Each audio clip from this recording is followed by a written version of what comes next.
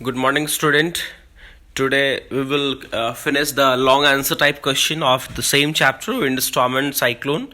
The first question is, how are wind currents generated? Wind currents are generated due to uneven heating of the earth, uneven heating of the equator and the poles. The warm air at these latitudes rises up and the cold wind from the polar regions rushes into its place.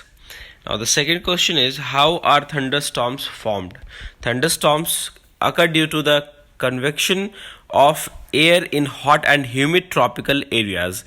As the air near the Earth's surface warms up, it rises. This results in strong upward rising winds which carry moisture with them. The moisture condenses into water droplets in the cooler upper regions of the atmosphere. Now, question number 3. What is cyclone? How are cyclones formed? The strong circulatory movement of winds in the tropical region is called cyclone. A cyclone is a large scale air mass that rotates around strong centers of low pressure water vapor. Vapors are formed when water is heated, hence cooler air from surrounding rushes to take the warm air's place. This repeats till a low pressure system with surrounding high speed wind is created. Now, question number 4. Mention three damaging effects and three safety measures against cyclone.